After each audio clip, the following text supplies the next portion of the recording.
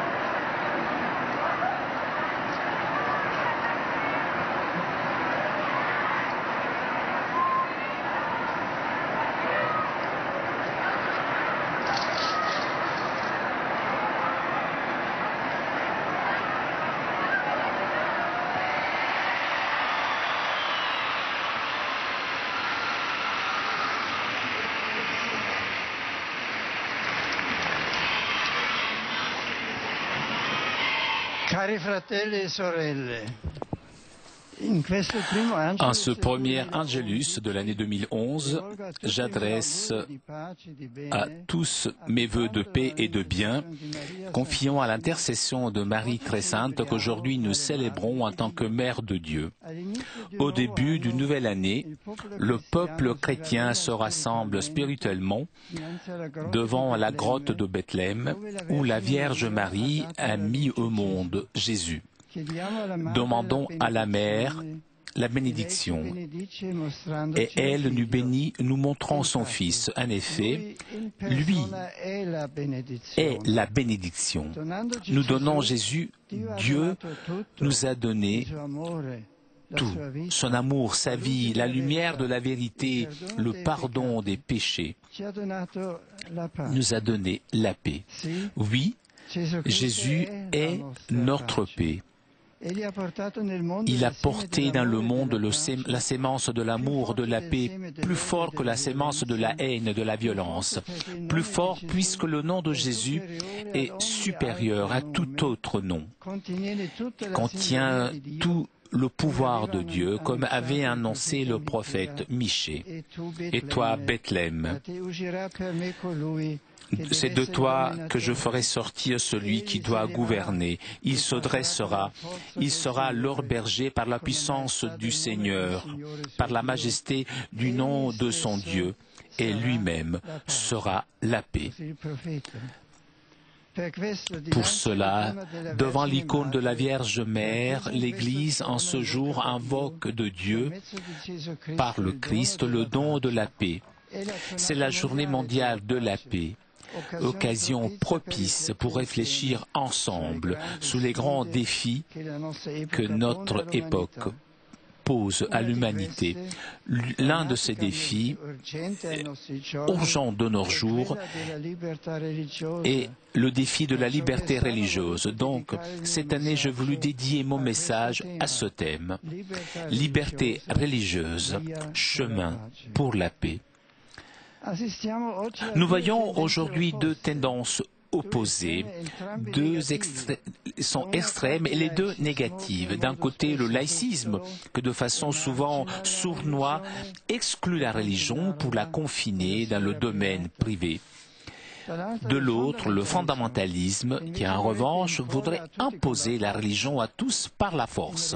En réalité, Dieu appelle vers lui l'humanité avec un dessein d'amour, qui, alors qu'il implique toute la personne dans sa dimension naturelle et spirituelle, demande d'y correspondre dans la liberté et la responsabilité de tout le cœur et avec tout son propre être, individuel et communautaire.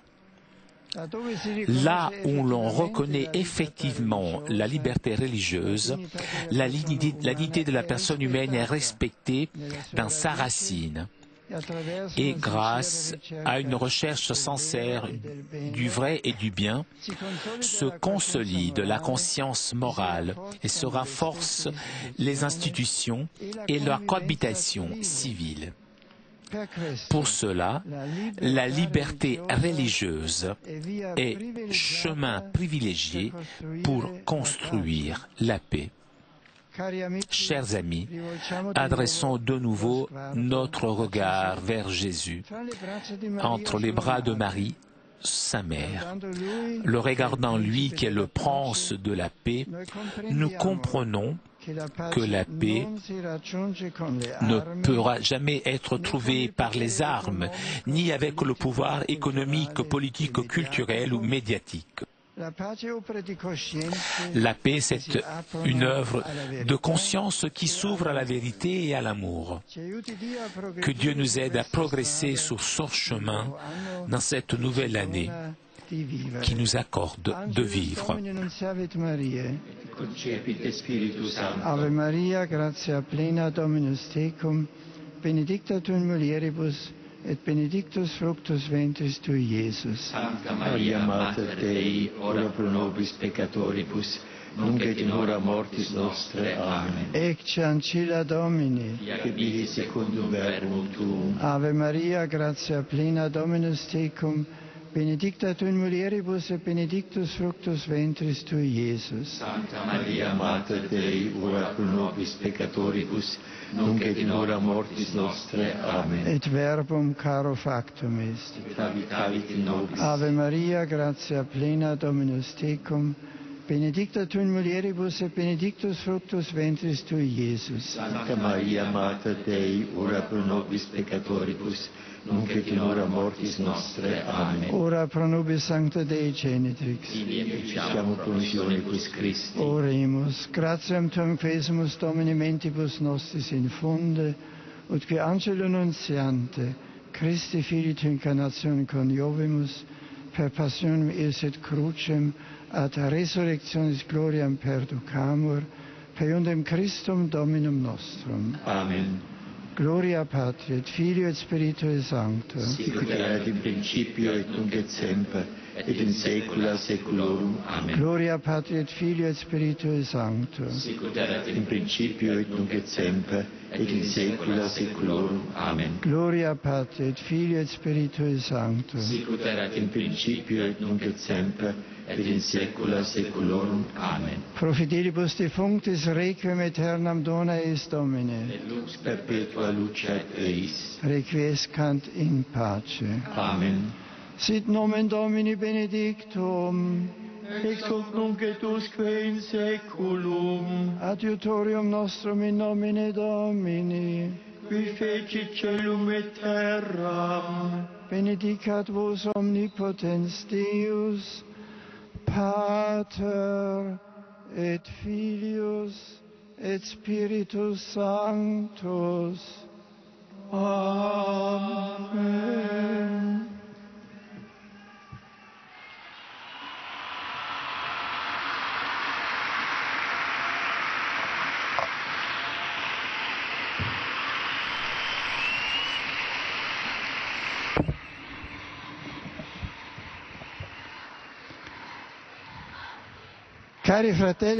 Chers frères et sœurs, dans le message pour la journée de la paix d'aujourd'hui, j'ai eu l'occasion de souligner que les grandes religions peuvent représenter un facteur d'unité et de paix important pour la famille humaine. Et j'ai rappelé à ce propos que cette année est le 25e anniversaire de la Journée mondiale de prière pour la paix que le vénérable Jean-Paul II convoqua à Assise dans l'année 1986.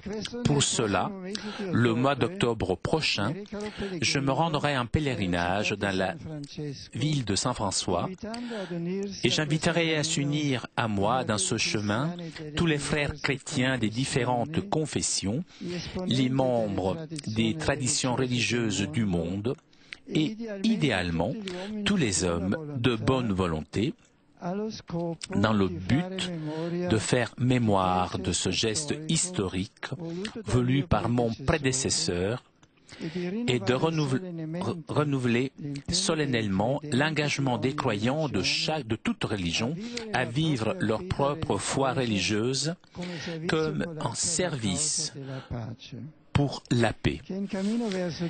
Qui marche vers Dieu ne peut ne pas transmettre la paix. Celui qui construit la paix ne peut ne pas s'approcher de Dieu. Je vous invite à accompagner dès maintenant avec vos prières cette initiative.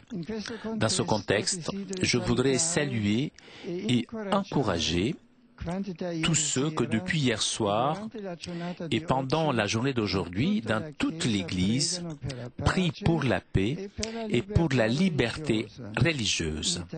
En Italie, la marche traditionnelle organisée par la conférence épiscopale italienne Pax Christi et Caritas s'est tenue à Ancône, ville où se tiendra au mois de septembre prochain le Congrès eucharistique national.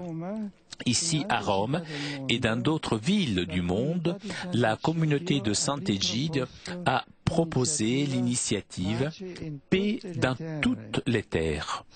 Je salue de tout cœur tous ceux qui ont participé à cette initiative. Je salue aussi les membres du mouvement de l'amour familial qui, cette nuit, a veillé dans la place Saint-Pierre, dans le diocèse de l'Aquila, priant pour la paix dans les familles et entre les nations. Je suis heureux de vous saluer, chers pèlerins francophones présents ce matin, ainsi que les personnes qui nous rejoignent par la radio et la télévision. En ce premier jour de l'année, nous fêtons Sainte Marie, Mère de Dieu, et nous prions particulièrement pour la paix. Puisse la Vierge Marie, Mère du Prince de la paix, aider chaque personne à renouveler son engagement pour construire un monde toujours plus fraternel, où tous soient libres de professer leur religion et leur foi. Bonne heureuse année à tous. I extend a warm welcome to the English-speaking visitors here today.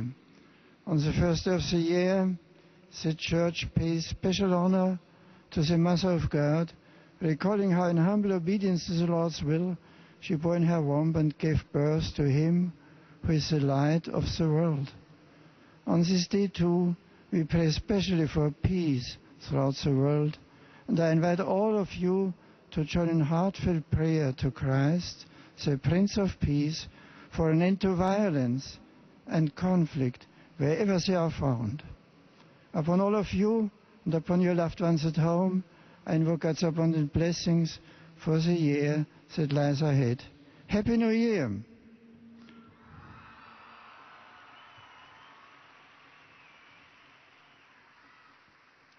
Einen frohen Neujahrsgruß richte ich an alle deutschsprachigen Pilger und Besucher.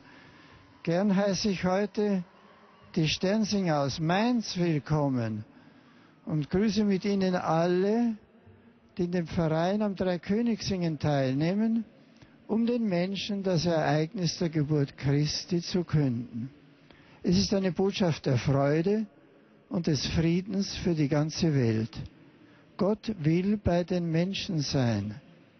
In seinem menschgewordenen Sohn wendet Gott uns sein Angesicht zu und schenkt uns Heil.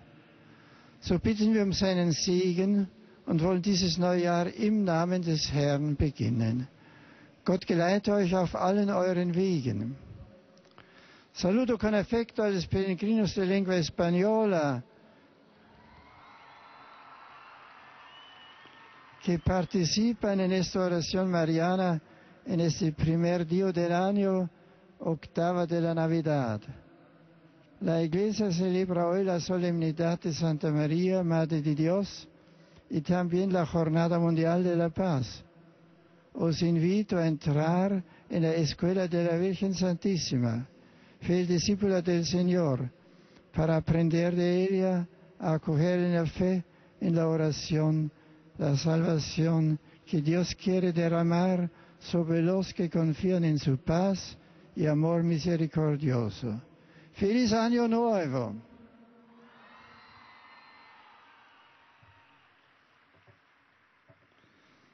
Serdecznie pozdrawiam wszystkich Polaków. Le Saint-Père salue maintenant les fidèles polonais, les Polonais présents ici à Rome et ceux qui sont en Pologne ou à l'étranger.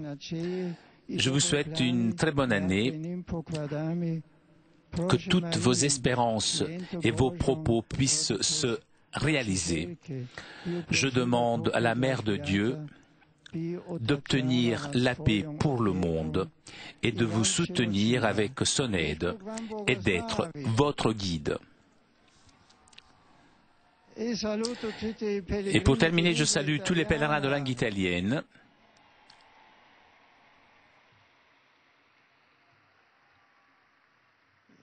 et tout particulièrement les jeunes de l'Opera d'Onorione. Bonne année à vous tous. Chers amis, nous arrivons à la conclusion de notre liaison avec Rome. Avant de vous quitter, je voudrais remercier CTV et Telepace pour ces images, ainsi que Saliman qui était aujourd'hui à la technique. Je vous donne rendez-vous demain, dimanche, pour suivre en direct depuis Rome la prière de l'Angelus et je vous souhaite, à mon nom personnel et au nom de toute l'équipe de KTO, une très bonne et sainte année. À demain.